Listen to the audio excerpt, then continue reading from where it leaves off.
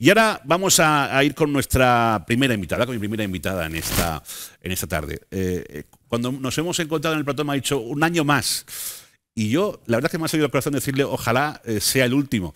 Y no porque no tenga ganas de verla, ni mucho menos, porque la aprecio mucho y me encanta saludarla, sino porque un año más tenemos que conmemorar el 25N, el Día contra la Violencia de Género, contra la violencia hacia la mujer. Y evidentemente el ser mujer y discapacitada pues es como que tienes el doble de papeletas, ¿no? Nos lo va a contar ella. María Jesús Pérez, presidenta de Luna, muy buenas tardes. Hola, buenas tardes. Bienvenida. Muchas gracias. ¿Cómo estás? Muy bien. No te has tomado mal lo que te he dicho, ¿verdad? Me has entendido perfectamente. Pues perfectamente, ¿no? Perfectamente. Además, yo lo pienso igual.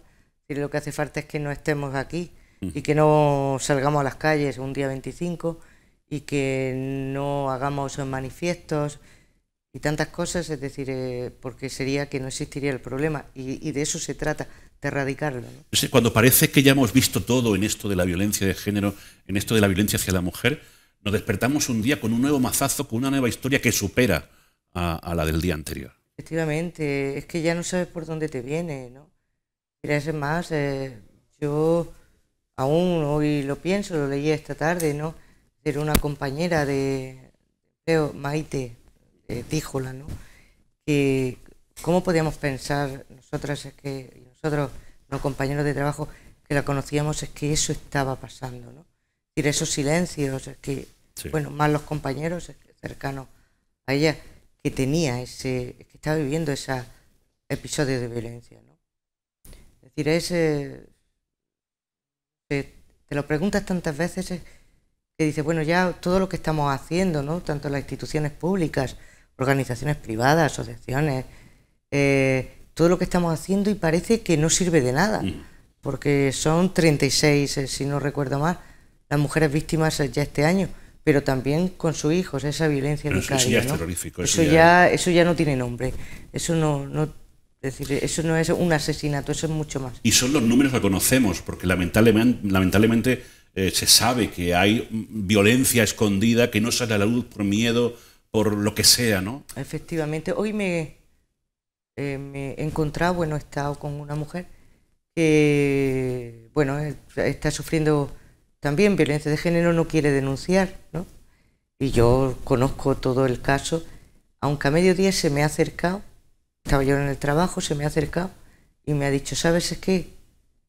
Estoy pensando denunciar. Qué bien. Digo, ¿ya? Dice, sí. Dice, todo este tiempo he estado callada, dice, pero ahora ya no. Dice, posiblemente no me calle. Qué bien. Y esto es lo que hay que hacer. Qué bien, porque eso es lo que hay que hacer, ¿no? Porque exactamente. Hay que denunciar estos casos. Hay que denunciar. La verdad es que hay mucho miedo. Porque ella me lo contaba, ¿no? Porque la conozco, ¿no? Bueno, es una persona que conozco por parte a nivel del movimiento asociativo, ¿no? Y me dice, es que tengo miedo, es que tú no sabes cómo puede actuar. Dice, porque yo lo conozco hasta ahora, pero no sé cuál es el siguiente paso si yo tomo esa decisión, ¿no? Es decir, hay que denunciar, pero yo lo que diría, es decir, antes de dar ese paso, estar en contacto con el Instituto Andaluz de las Mujeres, por ejemplo, con las asociaciones, con, Diputación aquí en Almería, ¿no? Con el área de mujer, con el área de mujer del ayuntamiento, ¿no? Que hay pues técnicos y técnicas, ¿no? Que le van a dar una respuesta, es decir, la van a ayudar, que no se encuentre sola en el momento de tomar esa decisión. Y también, y eso quiero decirlo, y lo decía esta mañana también, es que el imaginario, ¿no? colectivo en el que estamos, el mundo social, es decir, los vecinos, los primos, las amigas, el amigo, es decir, cuando nos enteremos que lo digamos. Si esa persona no es capaz, que seamos nosotros el altavoz de ella para poder ponerlo en conocimiento. Es cierto lo que yo decía en la presentación, el ser mujer, pero además tener discapacidad, supone tener más papeletas para que pasen ese tipo de casos. Efectivamente, de hecho, hay ya datos, ¿no? Bueno, por el Parlamento Europeo en 2004 el 80% de mujeres con discapacidad habían sufrido violencia de género y un 70% pedía ayuda. Pero ¿por qué hay, es decir, por qué ese 80%? Es decir, esa doble discriminación, es decir, la mujer con discapacidad y más gravemente afectada tiene como cuidador al maltratador, ¿no? Es quien la baña, quien muchas veces le prepara la comida, quien la saca a pasear, a comprar. Es decir, y no puede hablar, tiene miedo. ¿Por qué? Porque es la persona que la ayuda a hacer las cosas, ¿no? Otras veces son los propios familiares, porque siempre está a nivel cercano, tampoco está tan lejano, no es otra persona de otro pueblo, es decir, son la familia también, ¿no? Es decir, tienen miedos, hay una discapacidad, hay distintas discapacidades, hay una discapacidad intelectual, la psicosocial, que son en los mayores casos que se dan, ¿no? Es decir, y bueno, pues los miedos típicos de el cuidador que está ahí y le teme. Vais a lanzar con motivo del 25N un comunicado, un manifiesto, ¿no? Sí. En el que pues llamáis la atención sobre determinado aspecto. Pues sí, si me permite, lo voy a coger porque claro, son tantos.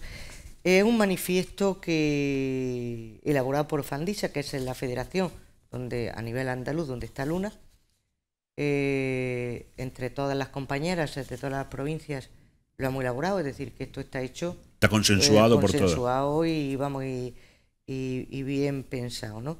Diré, tenemos varias reivindicaciones y por eso tengo el papel, porque si no, no me acuerdo de todas. Voy a citar algunas, o bueno, todas mejor dicho, como es en la formación específica a agentes intervinientes con víctimas de violencia de género de los diferentes organismos. También reivindicamos que se nos haga visibles a las mujeres con discapacidad desde los diferentes espacios, reuniones y eventos por parte de la Administración Pública de Andalucía, como congresos, jornadas, estudios, para que se escuche nuestra voz. Reivindicamos también la elaboración de medidas específicas que trabajen la violencia de género contra las mujeres con discapacidad en el Pacto de Estado contra la Violencia de Género. También pedimos campañas de concienciación social y que impliquen en la causa de la violencia de género a las mujeres con discapacidad a toda la sociedad. Políticas de participación en materia de mujeres con discapacidad en las que nosotras seamos las propias protagonistas. El establecimiento también de protocolos específicos para la detección temprana y prevención de las distintas formas de violencia. Recursos específicos para mujeres víctimas de violencia de género adaptados a las mujeres con discapacidad. Y por último, la elaboración y puesta en marcha del segundo Plan Andaluz de Mujeres y Niñas con Discapacidad de la Junta de Andalucía, porque hay un eje específico sobre violencia de género. Es más amplio porque es sobre empleo, salud, maternidad, sí, sexualidad, es muy amplio, pero hoy especialmente el eje de violencia de género. Como decíamos al principio, es lamentable, pero tenemos que hacer hincapié todos los años en esto todavía. Sí. Y lo importante es que alguien nos escuche. ¿Alguien escucha estas reivindicaciones? Los maltratadores no lo escuchan. Yo creo que son los primeros, ¿no? Es decir, hay conciencia. En los colegios, por ejemplo, es una de las actividades nuestras de la propia asociación que vamos a intervenir dentro de muy poquito. Además, lo tenemos ya aprobado, un proyecto por el Instituto Andaluz de la Mujer. Vamos a intervenir para trabajar la violencia de género, sensibilización y formación en violencia de género con adolescentes. Es decir, están trabajando las distintas administraciones. Estamos, bueno, nosotras las asociaciones. Es decir, hay campañas. Esto es televisión. Es decir, ya estamos haciendo, ¿no? También llamando la atención contra esto. Es decir, se están haciendo bastantes cosas, pero ¿dónde está? El otro día hablaba con una compañera, abogada de Sevilla, que está trabajando también en violencia de género. De hecho, ha hecho el protocolo, nos ha ayudado a Fandisa, a mi federación, a hacer el protocolo, que es el único que hay en Andalucía.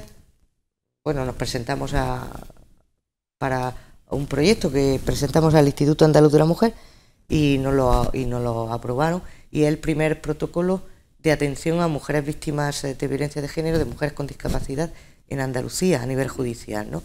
Pues bueno, pues le preguntaba yo esta semana pasada, le decía, digo, oye, ¿dónde estamos fallando? Porque estamos fallando todo el mundo.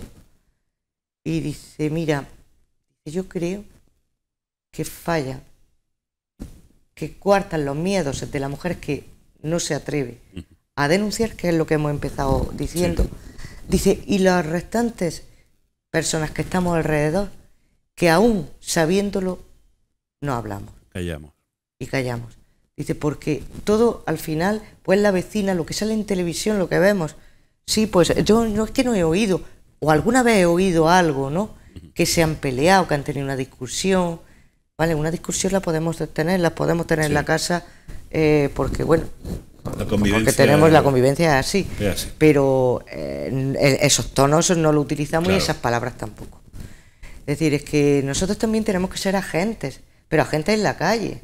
Es decir, no solamente diciéndolo, ¿no? En campañas, en los medios de comunicación, sino agentes activos, pero todos y cada uno de los que estamos por la calle.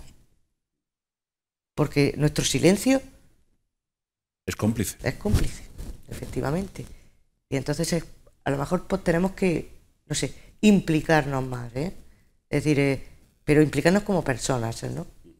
Implicarnos y hacer que quienes dirigen nuestras administraciones también se impliquen y den respuesta, en cierto modo, a estas reivindicaciones que pedís, porque en cierto modo pasan por ellos, ¿no? Para que se puedan llevar a cabo, pasa por quienes nos administran, quienes nos dirigen. Exactamente. El Pacto de Estado tan famoso que es, ¿no? Y además tiene muchas medidas, ¿no? Es decir, ahí hay una herramienta muy fuerte. Esto es lo que nosotros decimos, el segundo plan. Ahí hay, si Andalucía, es decir, si la Junta lo pone en marcha y el eje específico, ahí es que está implicado, pero muchas consejerías, es decir, hay mucha gente implicada, muchos organismos. Es decir, pero tienen también que creer en ello, ¿eh? Porque si no lo creen, es decir, solamente salimos cuando hay una mujer que ha muerto, claro, pues entonces estamos haciendo puro teatro. Poco favor hacemos así. ¿Vais a hacer algún acto especial con motivo de esta fecha? Lo que pasa es que estamos haciendo durante toda la semana, la verdad, interviniendo, pues hemos hecho talleres en la propia asociación, interviniendo pues en medios de comunicación, estamos también haciendo talleres online, unos presenciales y otros online. Iremos a la manifestación a las 7:30 el viernes, sí, ¿no? De la plataforma feminista. Y durante la semana que viene pues seguiremos haciendo. Es decir, no nos vamos a centrar en un día específico, claro, sino en... Lamentablemente en esto hay que estar todos los días del año. Así es. Lamentablemente. Pues María Jesús, muchísimas gracias por haber venido. Gracias a vosotros. Y espero que sea la última vez para esto. Para esto, que nos veamos por otras cosas. Sí, para que vengas a contarnos que tenemos fiestas, que tenemos proyectos, actividades sobre la mesa. Sí, pero que dejemos de hablar ya por fin. Sea el último año. Que dejemos de hablar de la violencia de género porque dejan de existir estos casos. Por cierto, permíteme que cambie de tema. ¿Tienes amigos en Costa Rica? No.